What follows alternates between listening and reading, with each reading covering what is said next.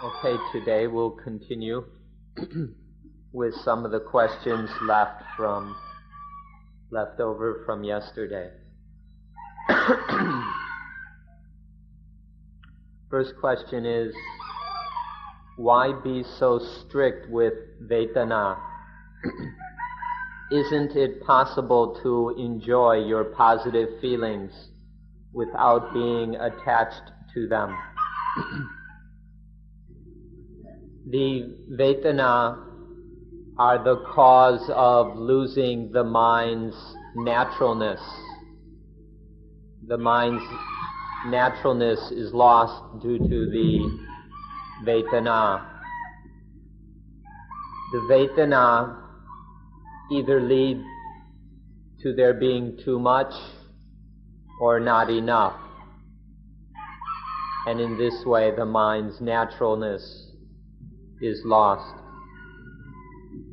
So, if one is to enjoy feelings, we must enjoy them in a way that does not lose the mind's naturalness, that does not disturb the natural balance of the mind. If the feelings are positive or negative, then that balance has already been disturbed. So to not lose that naturalness, one has to be above the positive and negative, so that the positive and negative don't have any power to disturb the mind's naturalness.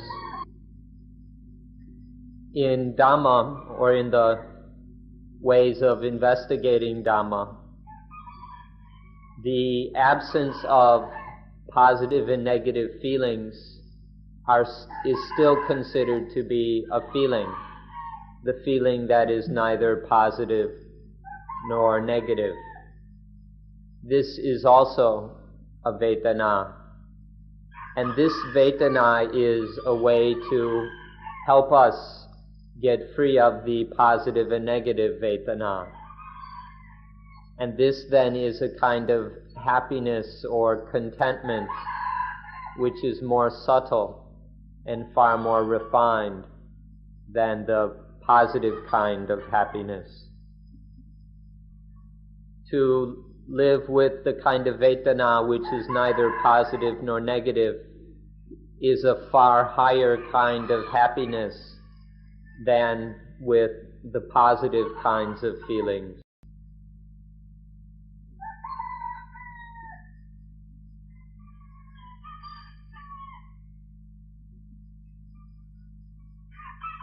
The next question is one man's wise want another man's foolish desire? In general, this is not possible because there is wisdom and foolishness are not interchangeable like this. So when speaking of those who have natural or proper wisdom, then there is no way that this can be. However, if we're talking about people whose intelligence is abnormal, such as immoral people or criminal people, then this could happen because their intelligence and understanding is already abnormal. And so such twists and perversions are possible.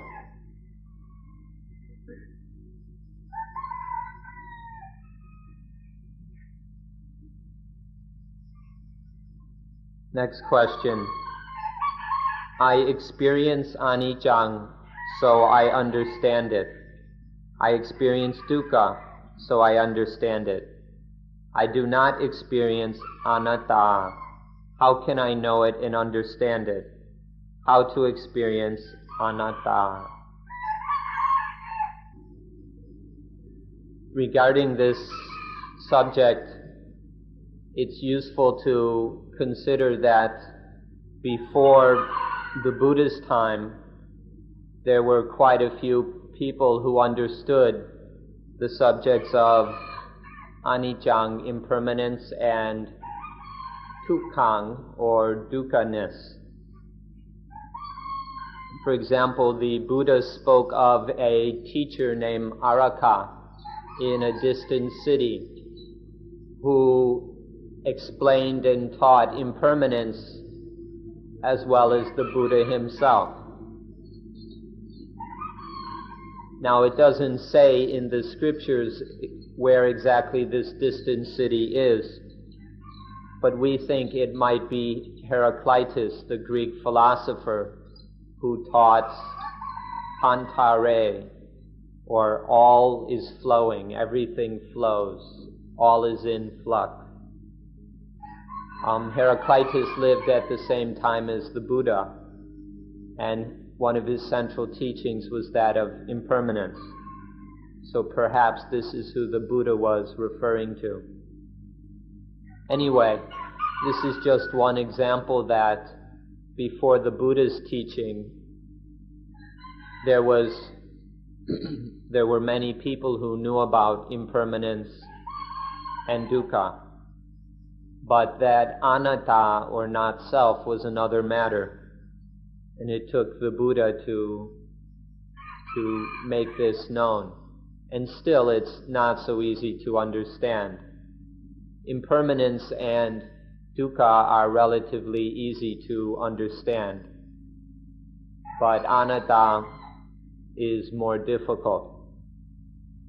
So what one needs to do is to examine life, examine these bodies and minds, to see how they just happen naturally, that everything just happens naturally according to the law of nature, that the body is a collection of sankharas, of conditioned, concocted things which arise and pass away, and that the mind is also nothing but a flow of sankharas, of concocted things which are concocted through conditions.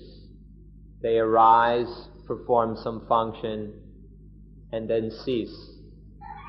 That this is what's going on in life. This is just naturally what is taking place. And then when we watch the natural flow of body and mind, we come to see how it is impossible to achieve desires. When we operate through the illusion of self, we think that it's possible to get what we want. But if we look more deeply, we see that it's not possible to get what we want.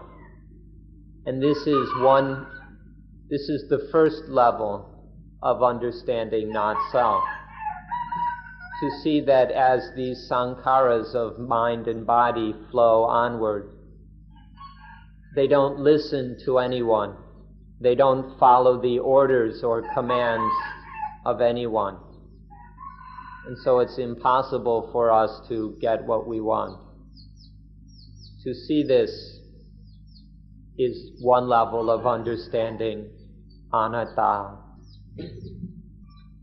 Another way of understanding and experiencing not self requires that you understand the law of itapajayata quite well. We have tried our best to help you and to encourage you to study and understand this law of itapajayata, or the fact that everything happens dependent on conditions, on other things. When we see the facts of itapajayata both within us and around us, when we see that everything just happens through causes and conditions, when we see that things are itapajayata themselves, and that they happen according to the law of itapajayata, then we see that things don't come according to our desires. Things happen according to the law of itapajayata, not according to our wants and desires. So the more we understand itapajayata, the more we will understand not self. We just don't have the ability or power to control things so that they will happen the way we want them to happen, because they're under the control of itapajayata.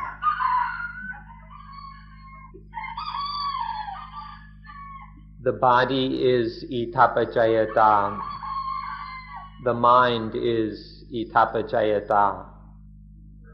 And even if there was some soul which would die or experience the death of the body and then be reborn in some other body, then such a soul would not be a self or atta. It would merely be itapajayata. Such a belief in a soul that is reborn after death is a belief of other religions. It's not a belief in Buddhism. In Buddhism, there is just itapajayata. Everything happens according to causes and conditions. There is no self or soul that goes and gets reborn. Buddhism teaches that everything absolutely is not self. Body and mind are not self. There's no self or soul that will be reborn after death. Therefore, if we wish to have something which is the highest power, which is above everything else and controls and directs everything, then that is itapajayata. This law of itapajayata is in control of everything. It's permanent and unchanging, similar to what in other religions is called God. So even if we have some ultimate power or law, such as itapajayata, we don't consider that to be atta or self. In other religions, this highest power or principle is considered to be the ultimate self, or something like that, to be some supreme atta or paramatman. But in Buddhism, it's all considered to be anatta, even itapajayata, even God.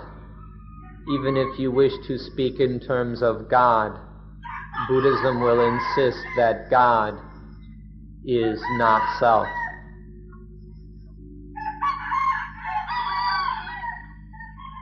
Even if we have some highest self, some traditions like to speak of the higher self.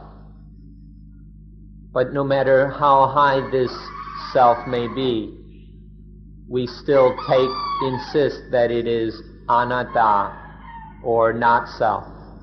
Even the highest self is not self, because it's merely itapajayata. No matter how high or sublime some self may seem, it merely happens according to causes and conditions, and is therefore not self.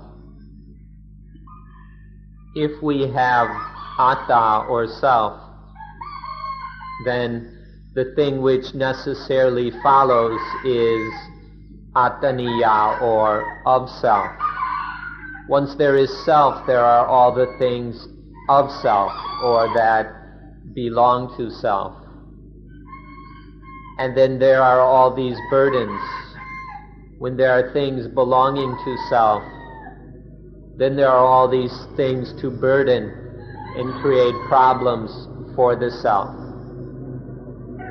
So to not have any atta or antaniya, any self or of self, is to be free, to be released from all bondage, from all burdens.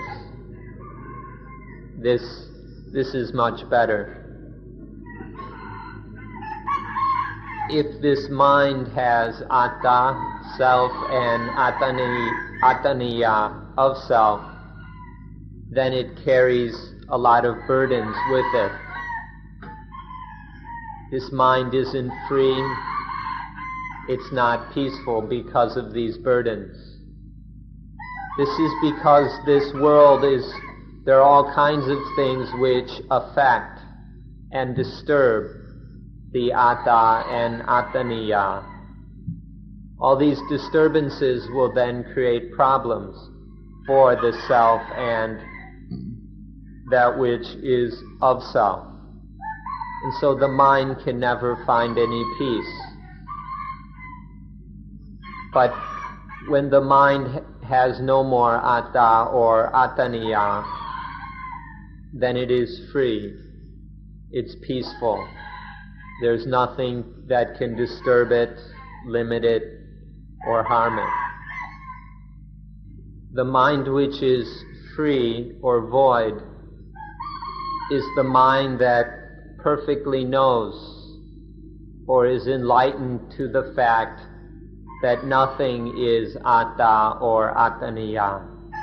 When the mind has thoroughly, completely, perfectly realized that all things are not self, that there is nothing which belongs to self, then this is the mind which is void. And this same mind has tremendous power. This mind that is free is no longer limited, and so it can be said to be almighty. The void mind is almighty or all-powerful. And this is the mind which is emancipated. This is the meaning of salvation.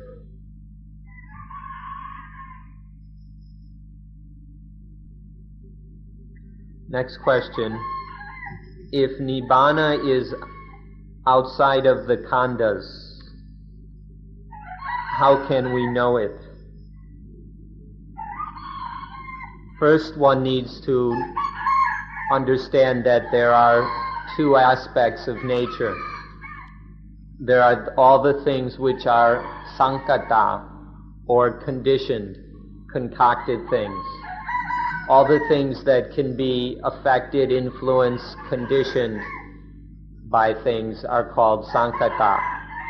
And then there is the asankata, the unconditioned, the unconcocted, that which cannot be touched, affected, influenced by anything. The five khandhas, this mind, body, are sankata. Nibbana is asankata.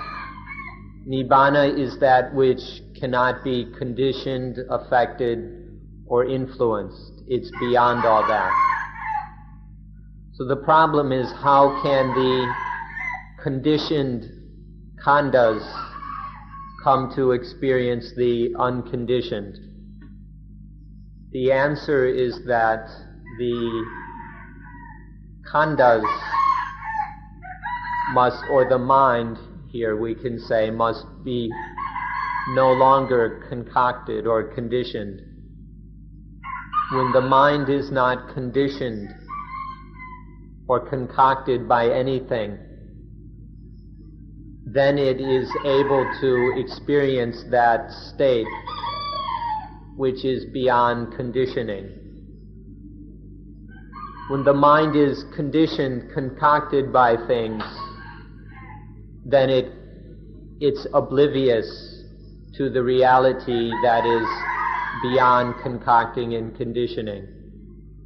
But when we can make the mind unconditioned, when we can free the mind from the conditioning and concocting of that we're all so used to, then it can experience nibbana, or the unconditioned.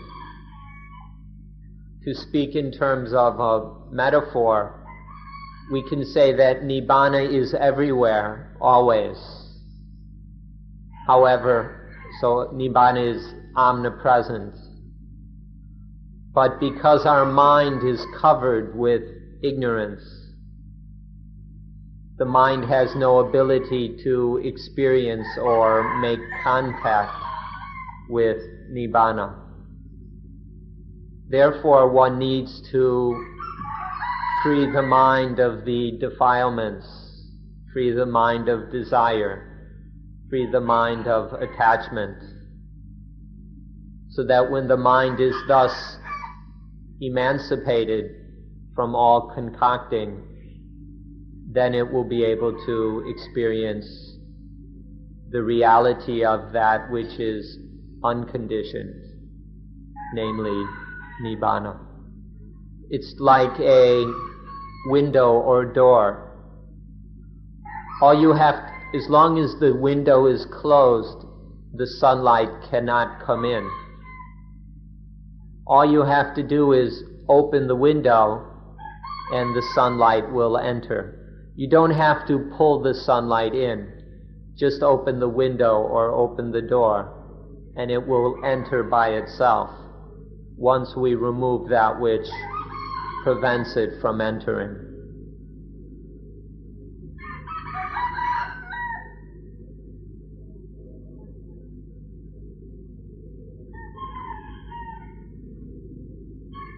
Next question is Adhammayata Nibbana. Nibbana is Adhammayata is the state of mind which makes it possible for the mind to experience nibbana. When the mind is covered and enclosed by concoctions, then it cannot experience nibbana.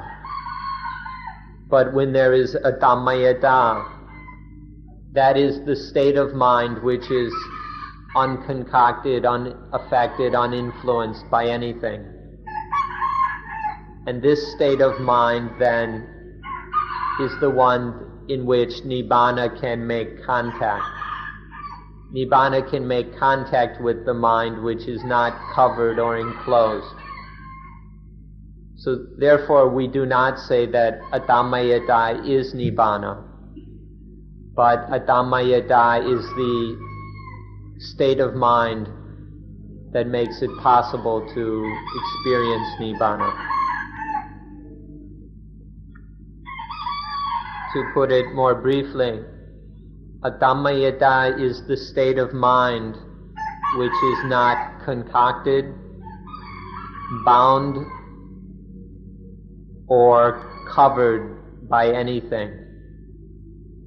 Nibbana is Adhammayata is the state of mind which is most free, which is completely free.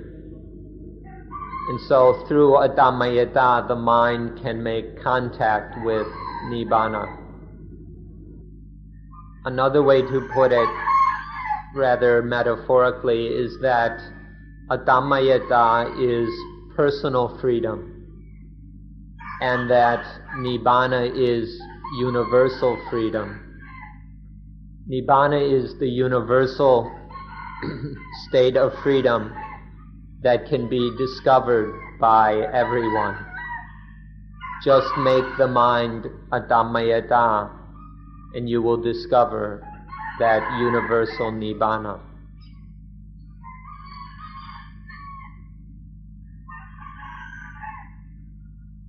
Next question, what is worldly right view? To explain worldly right view, or logiya samatiti. It's easier to explain both the worldly and the transcendent levels together. To put it most simply, worldly right view is the view or understanding that is still where there is still self. There is still self, but this understanding knows how to deal with the self in the best possible way for nibbana. So in worldly right understanding, there still is some self, but it can be dealt with in the best possible way for making progress towards nibbana. This is the kind of right view that is called sasava, which means still mixed up with the asavas. The asavas are the eruptions of defilement, the outflows of defilement. As long as these still exist, there will be attachment and defilement. So this is the worldly right view, is still mixed up with the asavas. Transcendent right view, or loguttara samaditi, the right understanding which is above and beyond the world. In this, there is the thorough, complete, total understanding that everything is not self, that there is no person, no individual, no heaven, no hell. This is the mind that is above all the worldly kinds of values and meanings. No worldly value or meaning has any influence or power over this mind. So it's described as anasava, without asavas. This is the right view that is without asavas, that has nothing to do with the asavas. So there are these two kinds of right view. To study them together is much more easier, and you'll make better progress, so we mention them both together. Worldly right understanding that is mixed up with the asavas, where there's still self. And then the transcendent right understanding that is without asavas, where everything is understood to be not self. To put it practically, worldly right understanding is for the sake of living in the world in the best possible way, without any problems. And transcendent right understanding is for being above the world. Worldly right understanding lets you live in the world without problems. And transcendent right understanding frees one totally from the world.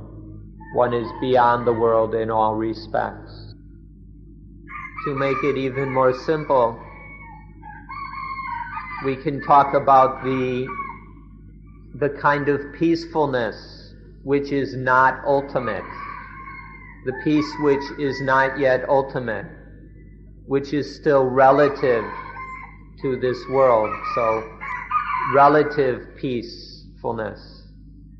And then there is the peacefulness which is ultimate, which is beyond the world, which isn't relative or related to anything. It's totally free, totally peaceful. Worldly right understanding allows us to live peacefully in the world with relative peacefulness. And transcendent right understanding allows us to experience, to discover ultimate peacefulness, or the non-relative peacefulness.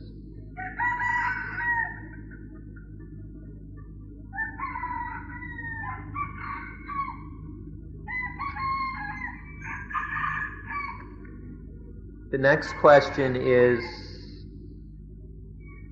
the Buddha's first words on enlightenment were Aneka Chati Sangsarang Santavisang Anipisang. We chant these words every day. How then can one deny some kind of rebirth, whatever intellectual difficulties we face with the concept of anatta? It seems that you have not understood the meaning of the word rebirth. Don't always insist or assume that rebirth means to be reborn in the womb of a mother someplace. Many people speak only of physical, material rebirth. This is not what the Buddha was talking about. The Buddha's teachings are spiritual, not materialistic. So one must understand the word rebirth in a spiritual way rather than a materialistic way. Therefore, you should understand that what the meaning of what the Buddha was saying was that before my enlightenment, a lot of atta got born in me. Atta kept being born over and over again before the enlightenment. But now that there is full enlightenment regarding life, regarding the Four Noble Truths, there's no more of this atta being born in me.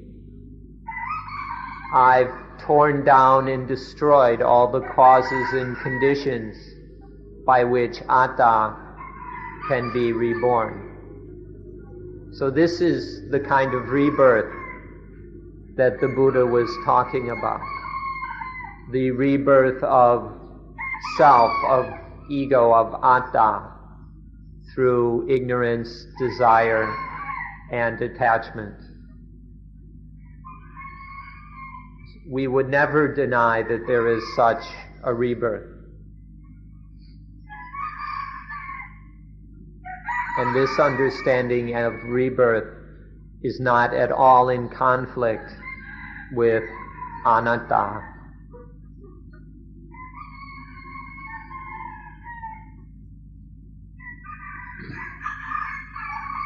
Next question. I somewhat understand anatta and therefore the impossibility of a self-soul being reincarnated. But I feel it doesn't have to be a self that goes to a new life. It can be a momentum towards self, established in ignorance. This tendency towards the self-concept may continue in universal mind and therefore create a new physical body. Do you think this could be so? It is possible.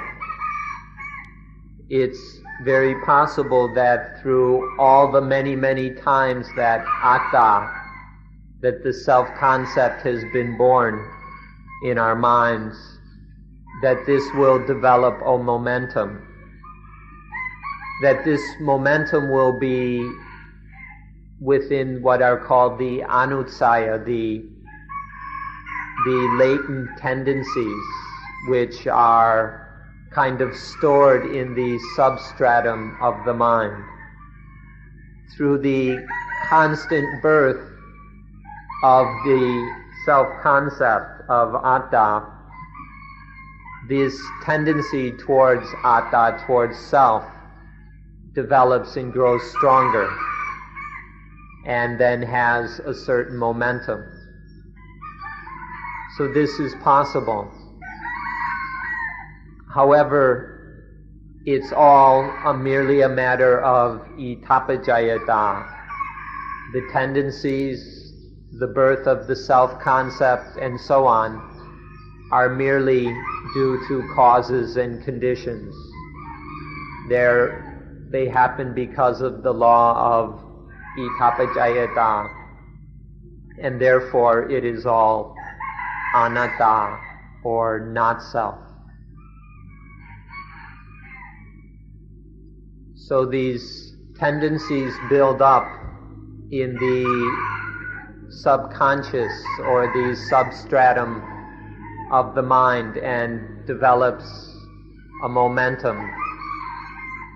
But both this tendency towards atta and this momentum, these are not self.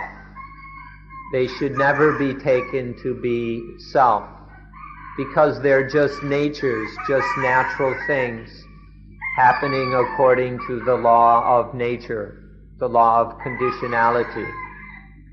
And so it would be totally incorrect to consider them or to call them selves. They're just anatta, or not self. As for this universal mind that you mentioned, in Buddhism there is no such thing as universal mind. In certain other religions, however, they have universal self or universal soul. But that is something that doesn't exist in Buddhism. In Buddhism, there is just eternal voidness. Other religions, such as the Hindus, have their universal self or their eternal self, eternal soul. But in Buddhism, there is only eternal voidness. The eternal voidness that is absolutely void of self. And so perhaps the questioner has confused this idea of universal self or eternal self and come up with the idea of universal mind. However, this is not a concept in Buddhism. Buddhism only speaks about universal or eternal voidness. To speak of universal mind, this is probably a transformation of the universal self of other religions. When we transform this universal self into universal mind. But there is no such thing as Buddhism, because this universal mind will probably revert back to the universal self. So in Buddhism we have both universal and eternal, but it's the universal void, the eternal void, rather than self. So earlier he said, I forgot to translate that, so you seem to have understood half of the matter, and that's very, very good. Keep trying, keep working on it, because there remains half of the matter which you have not yet understood. The next question. If someone attacks us mentally or physically, such as in physical assault or rape, under the law of impermanence, we know it will not last. But how can we stop ourselves from feeling anger, hatred, and bitterness, and pity for the people who hurt us?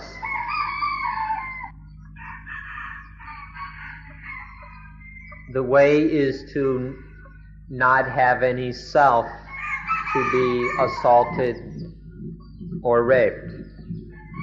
When there is no self to be victimized or attacked, then we will not have any of these problems. Of course, it's fine to feel pity for the fools who do such violent and stupid actions. To feel pity for them is one thing, but there's no need to have some me who was victimized or experienced these things. So when one sees that there's just body and mind, but it's not self, then these problems won't arise. To see that the body is just some external covering, and that it's ordinary that all kinds of things will happen to the body. And then that the mind can be raised up above all such worldly things. Seeing in this way, there's no one to be assaulted, raped, or victimized.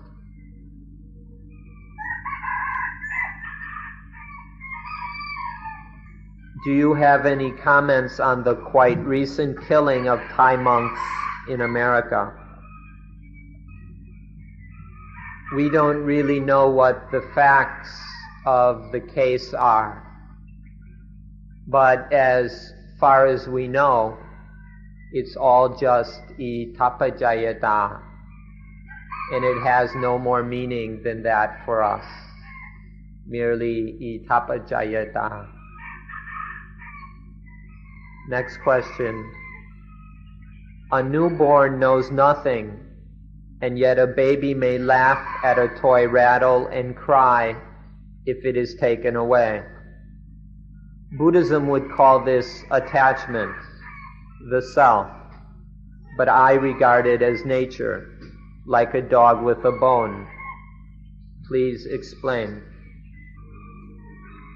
Whether talking about a dog and its bone or a baby and its rattle, they're both a matter of attachment.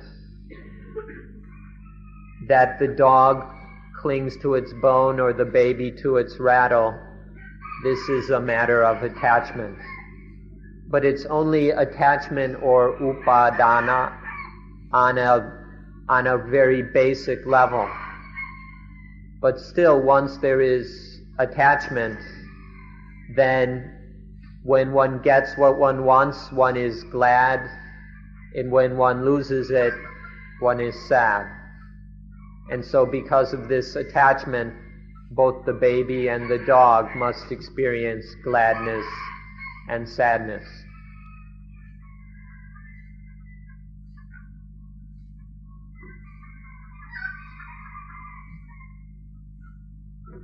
The next question.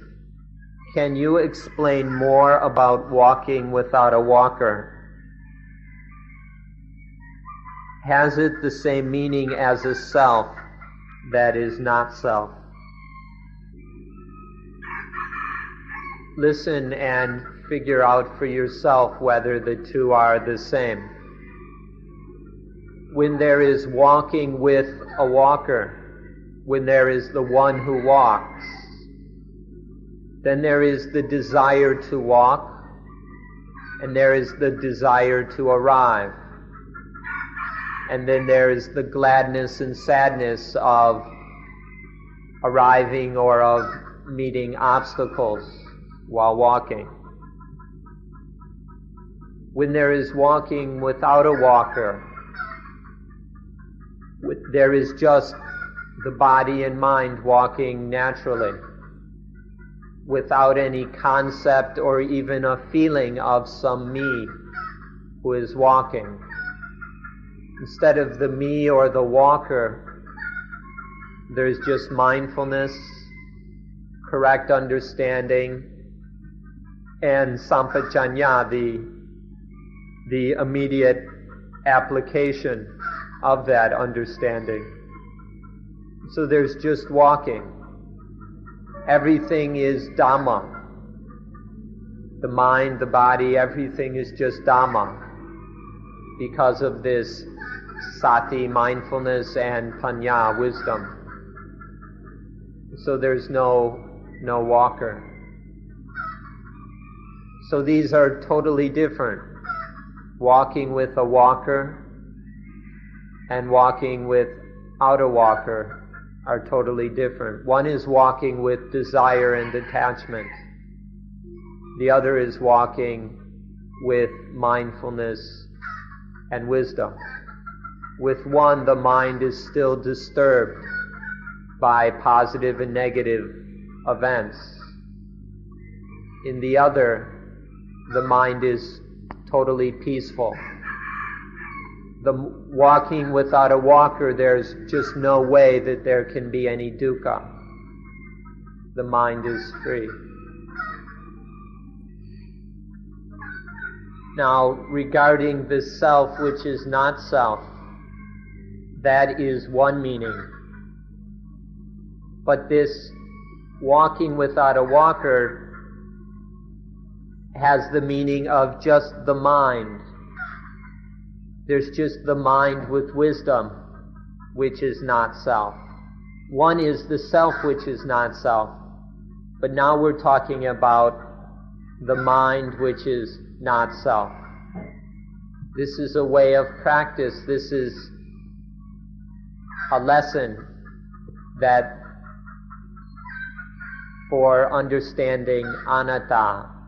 This is the direct investigation of anatta. This is a lesson which makes it easy for us to understand anatta.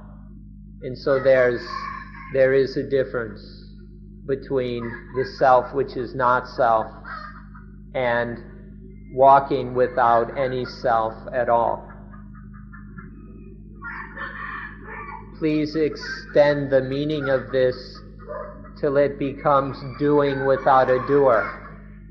Doing all the things we must do in life each day. Doing everything without any doer. Acting without an actor. Extend the meaning of this until it includes everything in life. So that everything it's just the 5 khandhas doing things. But there's no doer, no actor. Just the 5 khandhas operating naturally according to the law of itapajayata. But it's all anatta, or not self. Please extend this meaning till one thoroughly understands anatta. If you're going to shoot your rifle at a target, if you're in a marksmanship or a shooting contest, every time you shoot the gun, shoot without a shooter, and you will win the prize every time. For every time we aim the gun and pull the trigger, there's no aimer, no puller, no shooter, then we will always win the prize. There is just the mind's intention to shoot the gun correctly. But there's no thought of the me who is shooting, the me who will shoot well or shoot poorly. No thoughts of winning or losing. There's just the intention to shoot the gun correctly. And then the mind controls the body in order to do so. If you can shoot the gun in this way, then you'll always take the first prize. The mind that acts through voidness, the mind that acts in voidness, and the mind that acts full of attachment, full of ego, are totally different.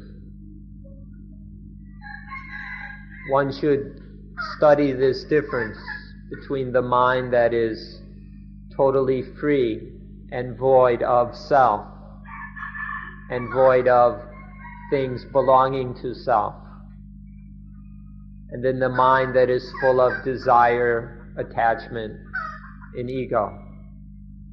The mind that acts through voidness will always do a much better job, will always be much more competent and efficient and successful than the mind that acts through self, through attachment. Now please don't worry about who will gain the benefits of these actions. The results of the actions will accrue, will fall to the one who did them. This is just the way things happen, the way they work.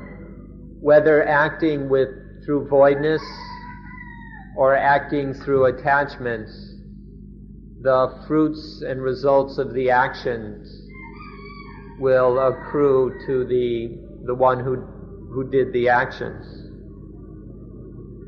But the results will be much different when one acts with attachment.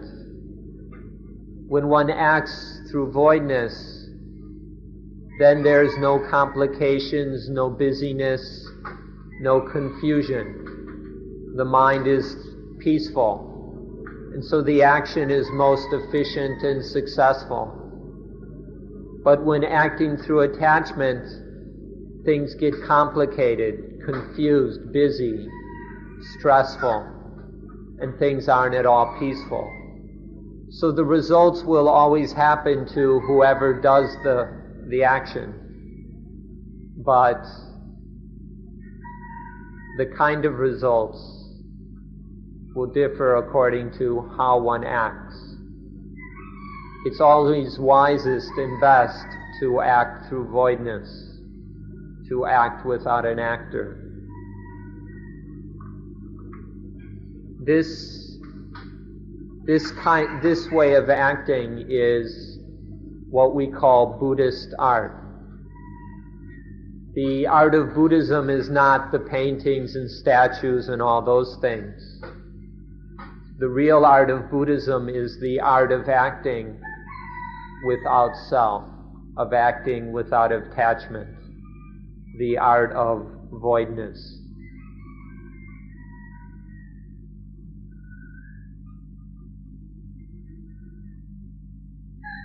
The next question is, do you believe that mindfulness is the only means by which we can liberate the mind?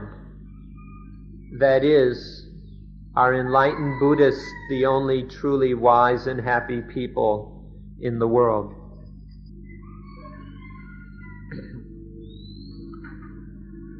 Mindfulness, or sati, is not the one that brings about liberation. The agent that brings about liberation is not sati, but is panya, that is correct understanding or wisdom. Sati is what goes and brings the wisdom to the situation. Sati is aware of the situation and then retrieves panya or wisdom. And then wisdom is the agent for liberation. Sati alone will never bring about liberation. And the same is true about wisdom. All the knowledge and understanding in the world is useless, is wasted without mindfulness. All the things we learn in university, for example, are wasted without mindfulness. So don't separate the two. Do not separate mindfulness from wisdom. Mindfulness alone cannot free us from dukkha. Wisdom alone cannot free us from dukkha. For example, the person who's drunk, intoxicated, is an example of someone without mindfulness, and they do all kinds of stupid, careless, clumsy things. No matter how wise or intelligent one is, without mindfulness, one cannot solve the problem of dukkha. So do not separate them. Both are needed together for liberation. And even when we're not talking about Dhamma, when we just talk about ordinary worldly existence, we need both mindfulness and understanding. To do anything in this life, we need to both pay attention and then apply our knowledge and understanding. One without the other is never enough. So we cannot separate the two. But when speaking of Dhamma, don't speak of mindfulness as bringing about liberation. But it's mindfulness that retrieves the wisdom, and then the wisdom or panya is what brings about or makes liberation. Now you spoke of the enlightened Buddhists. Actually, the word Buddhist is redundant. But when we speak of enlightened beings, the term for this is the Arahant. The Arahants are those who have perfected mindfulness and wisdom, so that this perfected mindfulness and wisdom has ended all problems. The Arahant has no more burdens, no more problems, no more dukkha, and is free. And so the Arahant's attention can then be turned to the difficulties and problems of others. The Arahant can live for the sake of others, because the Arahant has no more self, is no longer obsessed, concerned with me. The Arahant can live for the sake and benefit of others.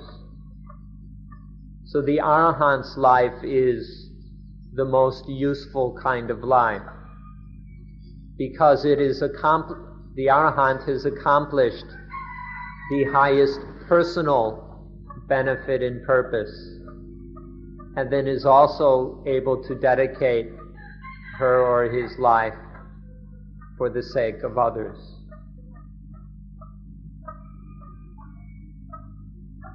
So in short, sati or mindfulness is the servant of wisdom. And then when mindfulness serves wisdom, then wisdom can function in order to solve our problems. Now, the implied understanding of this question is that mindfulness and wisdom are only available in Buddhism. Is this understanding correct? No, it's not correct. Outside of Buddhism, in other traditions and schools, there is mindfulness and there is understanding. But they're the mindfulness and understanding according to the other traditions. And whether it's correct or not, we cannot say. It's not for us to judge whether the mindfulness and understanding of other traditions is correct or not. All we can say that there is both samma sati and miccha sati, both right mindfulness and wrong mindfulness. There is samma ditthi and miccha ditthi, both right view and wrong view. And there is not only right wisdom, but there is wrong understanding. And further, there is the degree of mindfulness and wisdom. There can be a little bit of mindfulness or a lot, a little bit of wisdom or a lot. These things are not just a matter of Buddhism. In fact, just to live in this world, everyone needs mindfulness and wisdom. So even if we set aside religion and spiritual matters, one needs mindfulness and wisdom just to live. If you totally lacked mindfulness and understanding, you would have been dead long ago. But this ordinary mindfulness and wisdom, the kind all of us are born with, or that we learn from our parents through school, this isn't enough to solve our spiritual problems. It's good enough for physical survival, but it's not enough to make an end of dukkha. And so this ordinary mindfulness and wisdom must be trained until it has the ability to end all dukkha. And is it correct to think that genuine true wisdom and happiness can only be found in Buddhism?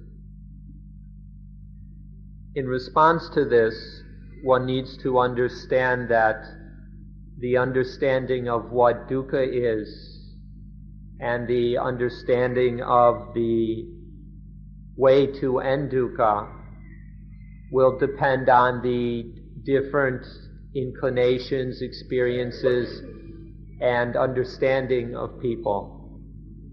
In short, different people will have different understandings of what dukkha is and about the way to make an end to dukkha. And so they will find ways to discover the end to dukkha according to their particular understanding of what dukkha is. So depending on what certain people or each person or group considers to be the problem, the solution to the problem will be according to that, and will be within the context of their understanding of the problem. Now, in Buddhism, when we try to look at things from the most Dhammic perspective possible, we ask, or let's say, in Buddhism, the way we look at it is that dukkha comes from attachment. That because of attachment to self, to me, there is dukkha. And so then that the way to end dukkha is to remove attachment, to eliminate attachment. So this is how we see the problem and its solution. Now, if we look at it from the most neutral Dhammic perspective, we really have a Dhamma perspective. It's neutral, it's unbiased, it's natural. Then we must ask,